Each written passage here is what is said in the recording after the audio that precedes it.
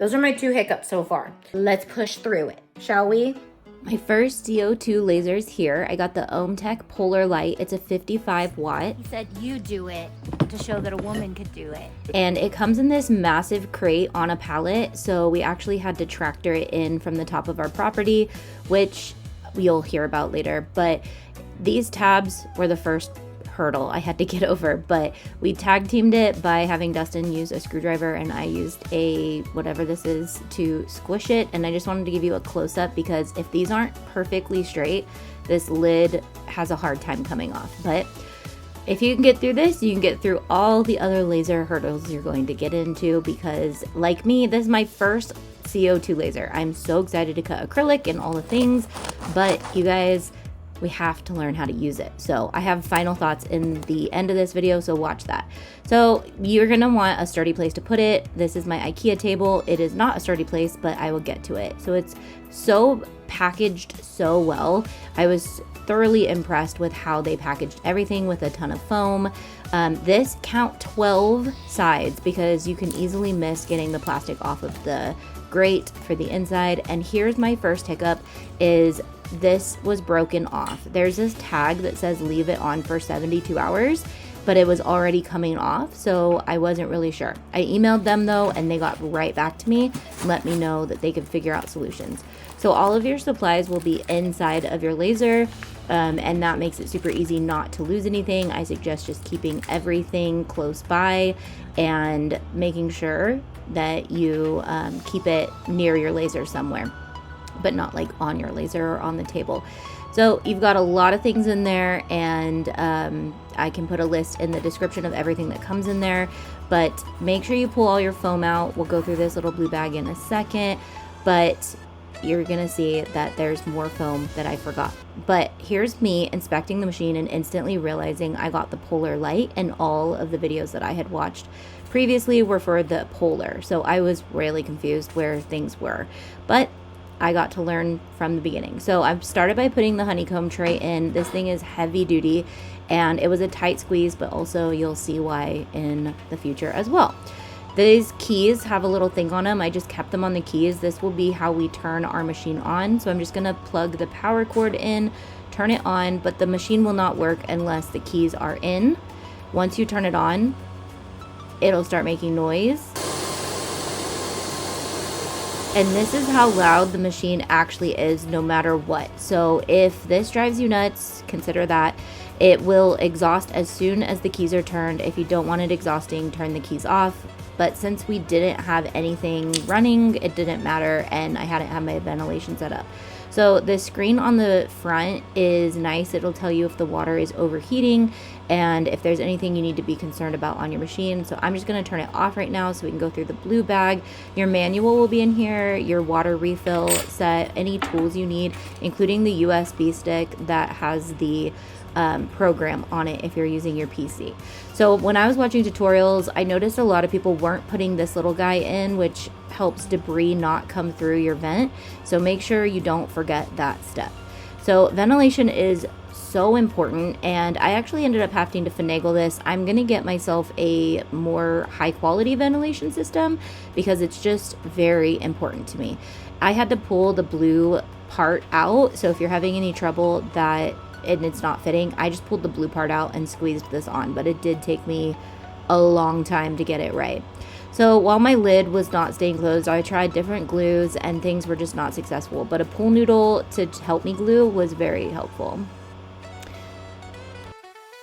If you want one that's not gonna have like little things exposed and cords that are like of the top-notch level, you gotta go for a little bit more expensive machine. This is very entry level on a budget.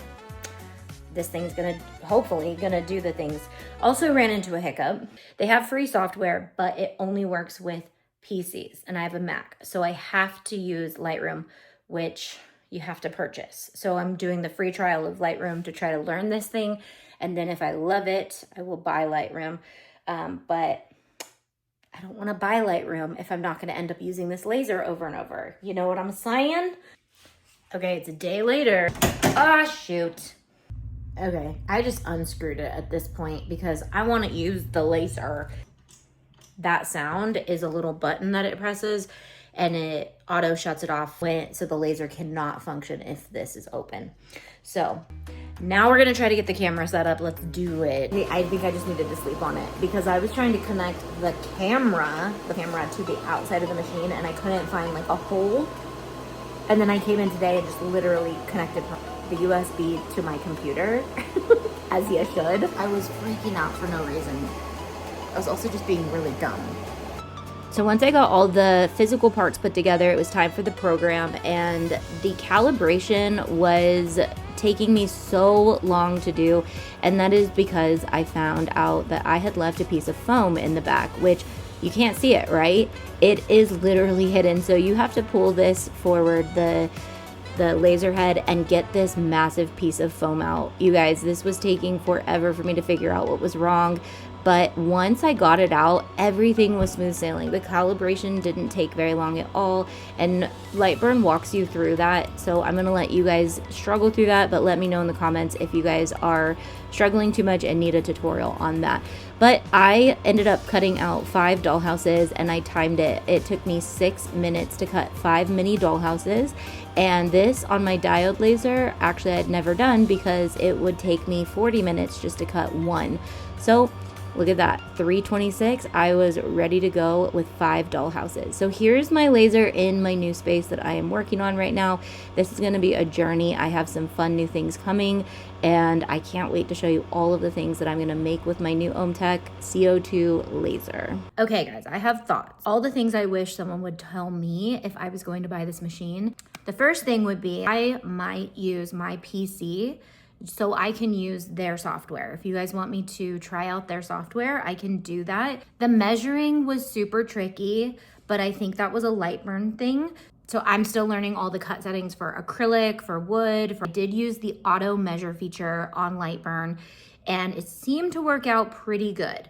I'm just gonna still play around with those, but that doesn't mean that there's anything wrong with the machine. Most of the time when people jump in with these desktop lasers, especially if you have a business, they end up wanting to get a bigger laser regardless. This is a great starter laser if you have a small budget and or don't want to get into debt or payments or anything like that.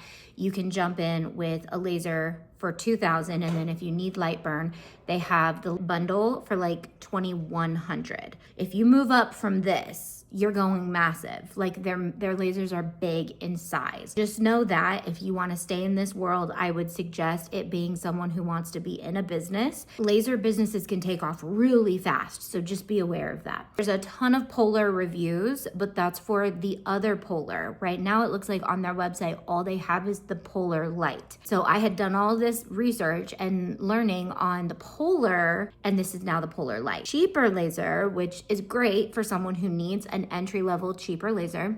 It was designed with features that cut them costs so that they could save you. So you don't mind getting your hands dirty by fixing some things here and there.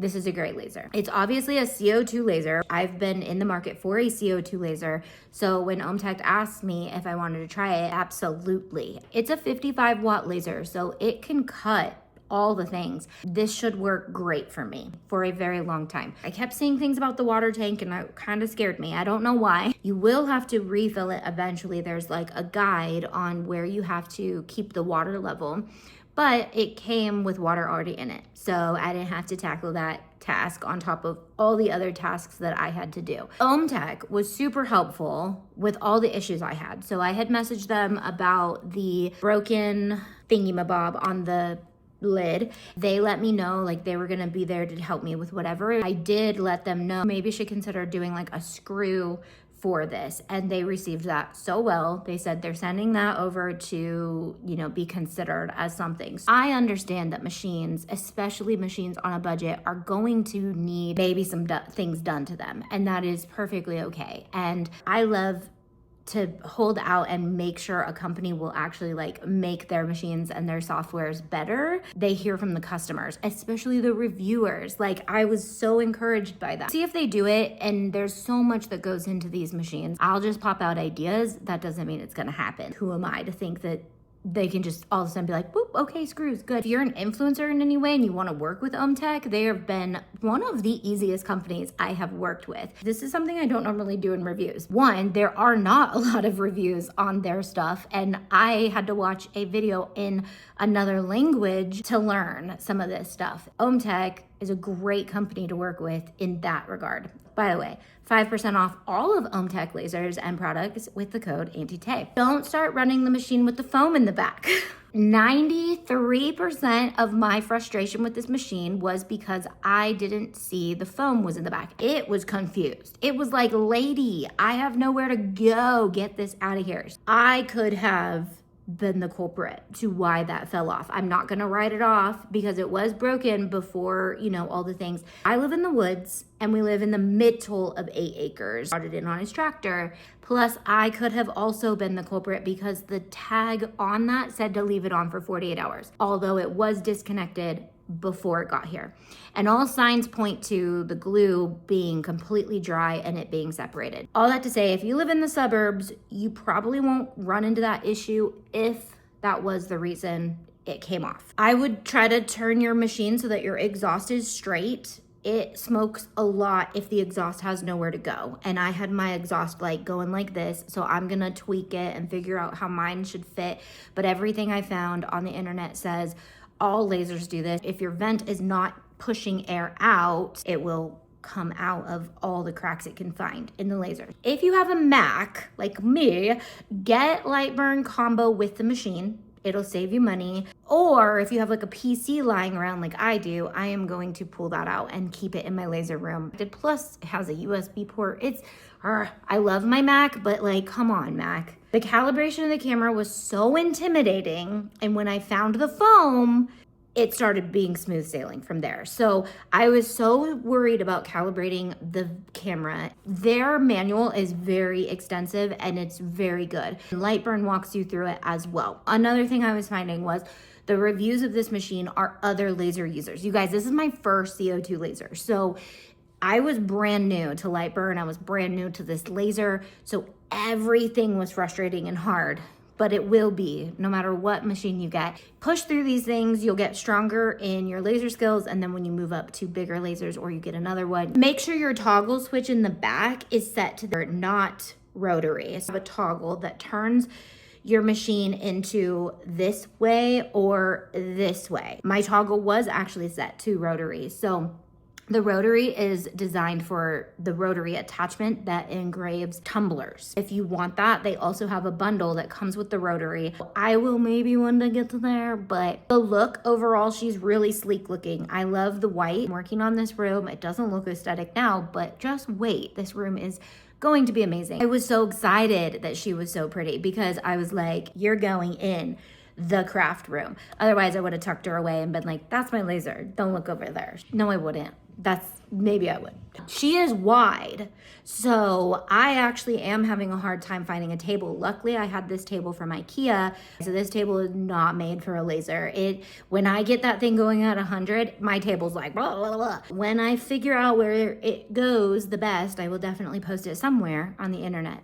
Editing Tay here. A lot of people are missing the red laser dot to tell you where your laser is at when it's about to cut. It makes sense. Those are all my thoughts on this machine. Great machine for the price. Price matches the machine. And you guys know me, I literally will let you know if something is way overpriced for what you're getting. You're going in at a budget. Have some grace for things. What do you guys think? Let me know in the comments. Are there things I forgot? Are there things I didn't cover? Love you guys. I'll see you guys in my next brutally honest review. Bye.